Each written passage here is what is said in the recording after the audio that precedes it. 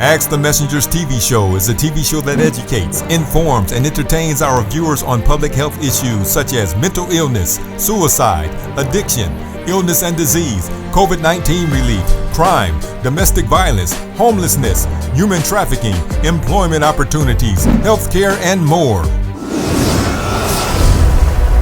And now, Ask the Messengers.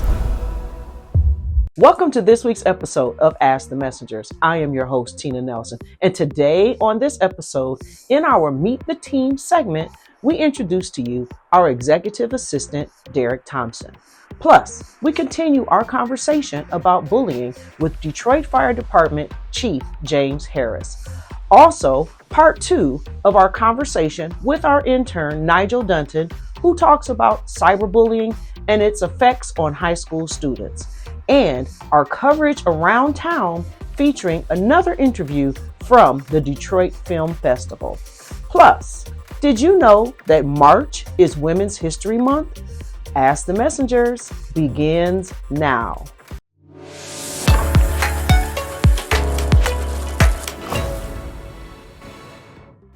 Derek Thompson is more than just our executive assistant. He wears many hats behind the scenes for our show. Derek's primary role is to handle many of the functions within the office operations, whether it's communicating with potential guests and our show partners. He is also our primary videographer, photographer, and he assists with segment edits. Thank you, Derek. Your work and dedication are a big part of what makes Ask the Messengers so impactful. We are so grateful for all that you do.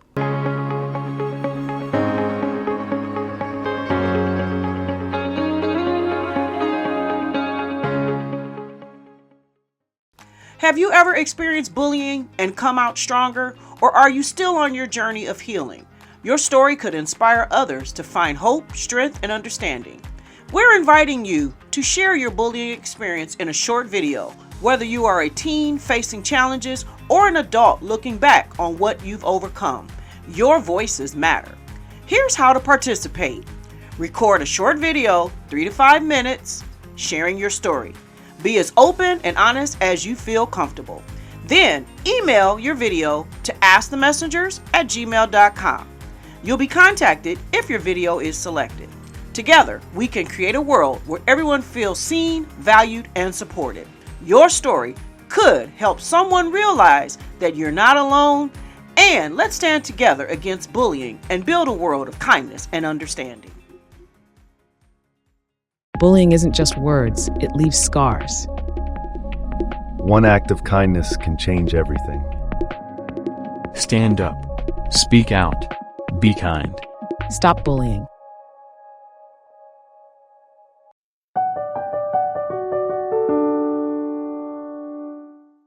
Hello, everybody. I'm James Harris. I'm with the Detroit Fire Department. I'm our chief over community relations for the city of Detroit. Been with the fire department for a couple decades now. Love what I do, and I'm happy to be here with Ask the Messengers. It's a blessing to have him here and telling us his viewpoint when it comes to the fire department and the community. We just want to give you different aspects of how bullying can affect, lives. And you can tell our viewers just a little bit about maybe possibly a run or something that you guys had to go on. When bullying happens, it can be physical, it can be mental, it can be even through social media, but the end results can be detrimental. That's true. So, I don't know, can you tell our viewers maybe a little bit about a run that maybe you guys have had to go on? It could be a stabbing, a shooting between two young people or even adults, because it happens at all ages. Oh, absolutely. And this wasn't really a run per se. A run is usually when you call dispatch, call 911, and they call us. Okay. We happen to be running some errands on the fire truck, and we were on the west side, and there was a car riding down the street, and there was a guy on the hood of the car, like facing the windshield while the car was mobile, while it was moving. So upon our observation, it was a lady driving.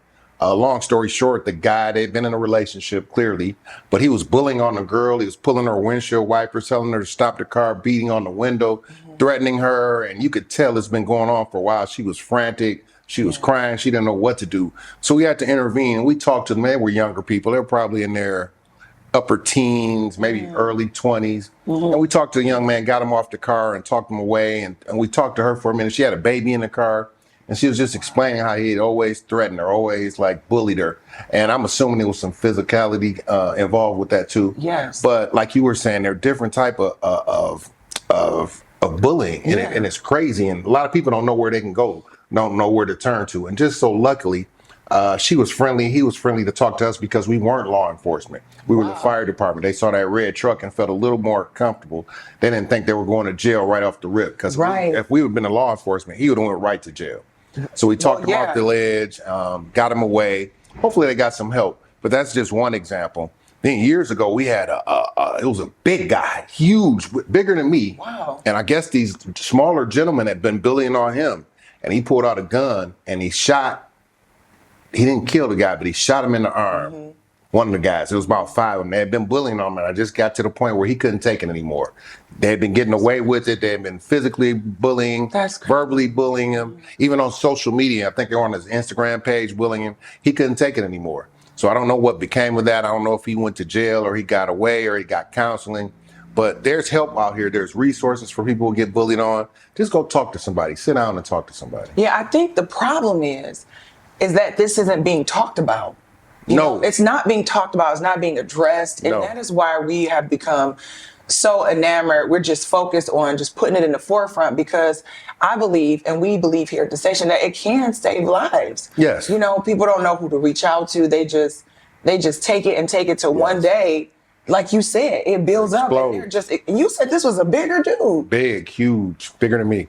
And so, to be honest with you, I'm going to tell you, it's some things that people don't believe. They don't believe that men get abused in relationships, that they get beat up on. They do. They don't believe that the bigger person is getting bullied. And I think sometimes people are ashamed. They are, especially the bigger person or the man. There's a lot of women, a lot of y'all beating up on men. Not me.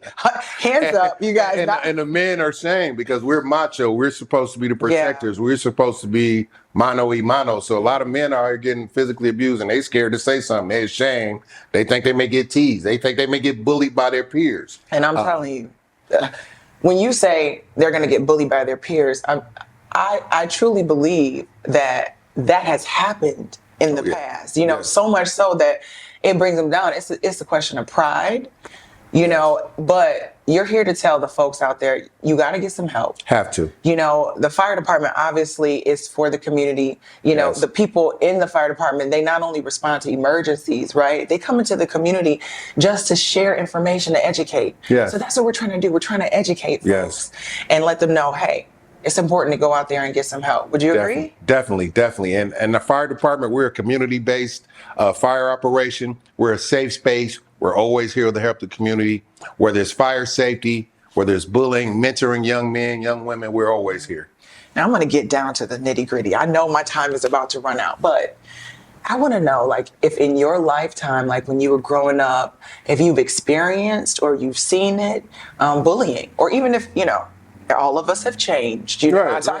Maybe you were the bullier, you know, or the person getting bullied. And you learned, you know, can you possibly share an experience that you possibly have had? You know, even growing up, it could be sports, it could be, and I know you're in a fraternity as well. Right. Fraternity, you know, people talk about that. They consider a lot of stuff happening, you know. I was actually at U of M. And some of, I don't want to, you know, just say the name of the sorority, but they have been suspended to the point where, you know, they call it hazing, but it's a part of bullying as well. They had tied people up to this pole or something like that, and somebody died. Somebody died from that, and they have been suspended for a while. So there a lot can happen. So just possibly tell them about an experience you might have had. Well, luckily with my fraternity, we're all proactive. We're all community-based. I haven't witnessed any hazing, any bullying. Thank goodness. I've heard they've been, you know, other places, but not ours. We're all about giving back in the community and uplifting and educating us too. So in your lifetime, I know it looks like you were an athlete or something like that. Yeah, definitely. Did you ever experience bullying or see some people being bullied? Maybe you had to step up or speak out? True. I've been on both sides. You know what I mean? And I've been bullied. You know, coming up in Detroit, it wasn't no social media bullying. It was physical bullying, and it was always somebody older. Maybe we were 11 or 12, and the 16, 17-year-olds would try to bully us. But I was fortunate enough, there was a group of us, and if one of us got bullied, we'd all pull together and team up and get with the guy that was bullied. Yeah. But I don't know, you can't do that anymore. Times have changed. They have. And I find that a lot of times, you know how some things are learned and then they, you know, how racism can be learned and they don't know it. I think a lot of times even parents can bully kids in the past, and their mental idea is to, hey, I'm making you better. Yeah. I'm picking on you, I'm pushing you, I'm making you tough. I'm making you tough, I'm making you better. So some of those people that are learning that at home, they're doing it at school thinking, hey, I'm just making you better. I'm making you a better athlete. Yes. I'm making you a better person. Yes. You're like, you know what I mean? Like, and this is how I solve problems. This is how I see it at home. I'm gonna bully you. That's how I get my problem solved at home. I'll take it to school, and this is how I solve my problem. So you're right. So we want to tell folks out there, hey, get some help. Talk to somebody. You know, bullying can be physical. It can be verbal. Yes. You know, it can come on the internet. But just know, if you don't reach out, if you don't get help, the end result, it can be detrimental. It can. Okay. And you don't want to lose a life or freedom due to bullying. So, like you said, please talk to somebody. That was perfect. You don't want to lose a life or freedom. Thank you so much. Oh, you're Mr. welcome. Harris. Thank you for having me. Thank you. I love always. Ask the Messenger. You do great in the community. Keep up the great work. Have you ever experienced bullying and come out stronger, or are you still on your journey of healing? Your story could inspire others to find hope, strength, and understanding. We're inviting you to share your bullying experience in a short video, whether you are a teen facing challenges or an adult looking back on what you've overcome. Your voices matter. Here's how to participate. Record a short video, 3 to 5 minutes, sharing your story. Be as open and honest as you feel comfortable. Then email your video to askthemessengers@gmail.com. You'll be contacted if your video is selected. Together, we can create a world where everyone feels seen, valued, and supported. Your story could help someone realize that you're not alone, and let's stand together against bullying and build a world of kindness and understanding.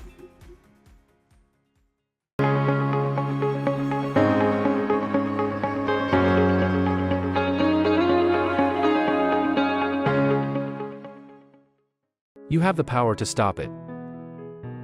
Every word you post, every comment you type, can either lift someone up or tear them down. Think before you type. You talked about how social media is like crazy these days. Now, talking about social media is because I have people all around me. Even now, I want to see what's happening on Instagram and like what I missed this morning.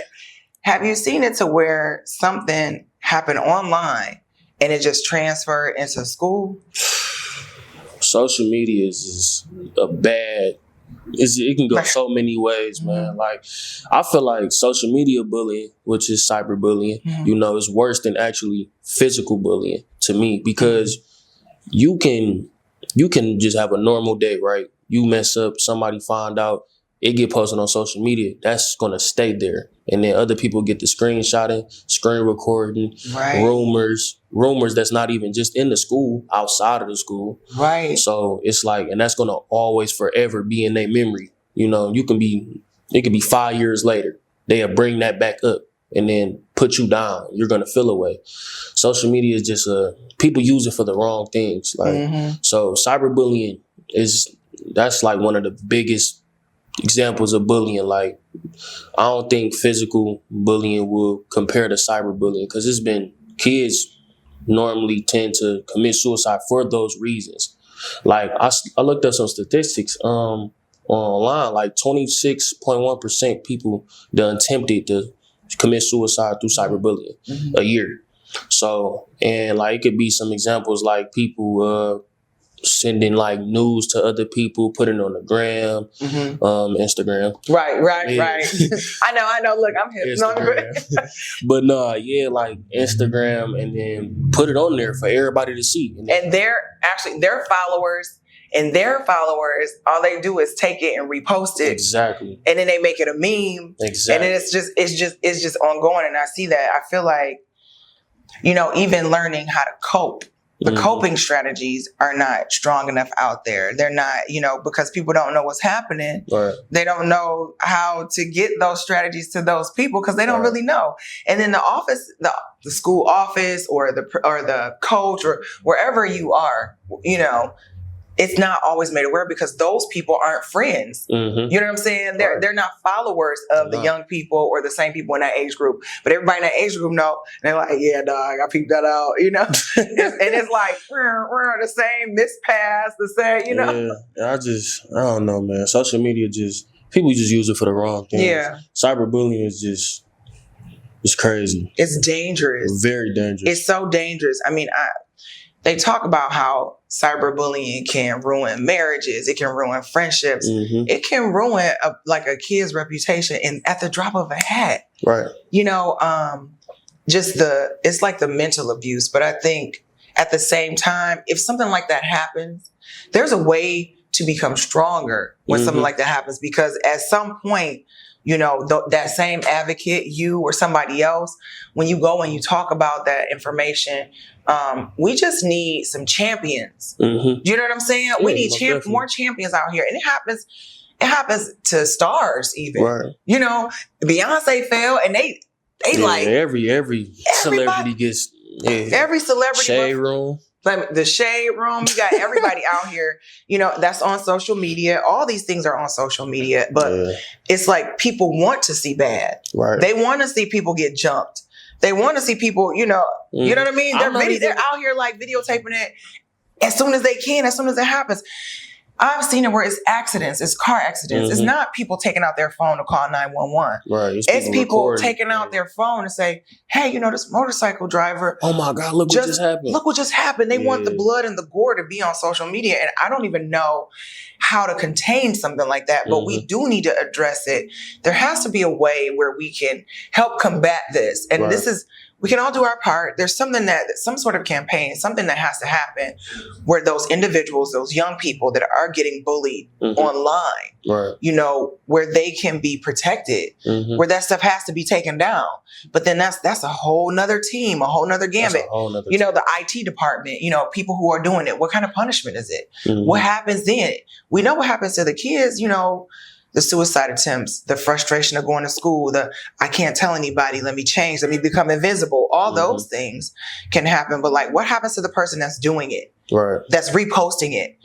What are the repercussions for that? So that there is so much to talk about, and you're going to see more of these conversations. You're going to hear more. Just stay tuned. Be ready to participate. Be ready to be a champion.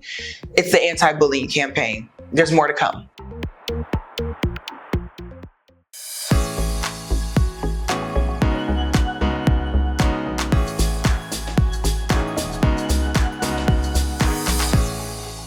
Hey, we're here at the Detroit Trinity Film Festival. Tell our viewers your name and kind of your role here. My name is Brian Wilbert, and I'm here for the movie Untamed, starring as Link. Starring as Link. So in this role, your character, was it how you really are in real life? A little bit. It's a little crazy woman trying to do a little something to me, I guess you would say. So how different, to actually produce what they wanted on film? How did you prepare? Well, it was pretty easy. I think that the staff behind it and everybody, the directors, they helped us a lot with learning the lines and getting us prepared for the role. So with this amazing crew, they made it real easy and real homey for us. Who was the director? Oh, man, Mike Jeffers, Richard Bass, and Tanya Ayers, the shoe lady. Listen, let me tell you, I already knew it, but I wanted our viewers to hear it one more time. Every time we say their name, they can look up their work. Okay, I work with them in Chocolate Kiss too. For me, it was a great experience. Tell me about the experience working with those guys. Like I said, it was like family. It was great. Everybody was amazing and so helpful. And I know Tanya probably don't want me to say this, but she actually made me some food. So I really felt like home.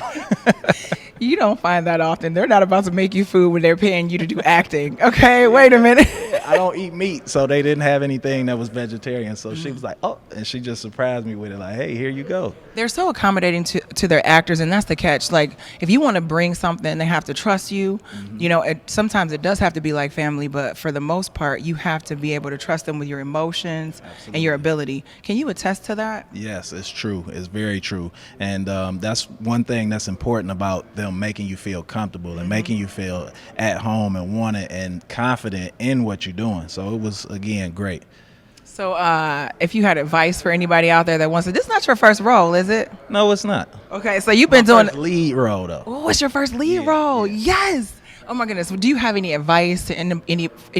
I can't even get it out. You're making me nervous. This guy with his glasses, he's like Kumo D or like, you know, the MIB. Oh, there he is. There I go. And he's got regular eyes. Look, they are pointing the same way. If you got advice for anybody out there, what would it be? Stay confident, stay blessed, and work hard, and you'll succeed. March is Women's History Month, a time to honor the trailblazers, the change makers, and the everyday heroes who have shaped our world. From activists to inventors, from artists to astronauts, women have left an undeniable mark on history, breaking barriers and paving the way for future generations. Throughout history, women have fought for equality, education, and opportunity. Rosa Parks took a stand by refusing to give up her seat. Katherine Johnson used her brilliance in mathematics to help NASA put a man on the moon. And Marie Curie revolutionized science with her discoveries. These are just a few names among countless others who have reshaped history with their courage, resilience, and determination. But history isn't just made by famous figures. It's made by mothers, teachers, nurses, engineers, and countless other women who inspire us every day. Women who raise families, build communities, and lead in their own unique ways. Their contributions may not always make the headlines, but they shape the world in ways big and small. This Women's History Month, let's celebrate the past, acknowledge the present, and inspire the future. Because when women rise, we all rise. Here's to the women who changed the world, one step, one voice, and one achievement at a time.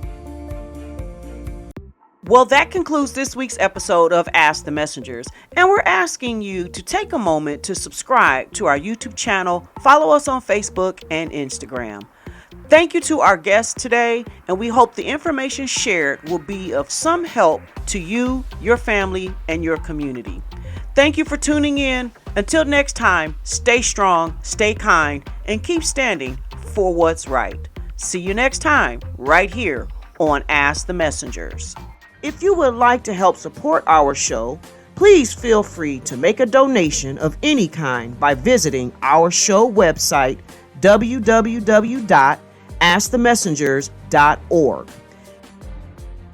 If you prefer to mail donations, please make check or money order payable to Ask the Messengers TV show and send it to 18400 Schaefer Highway, Detroit, Michigan 48235.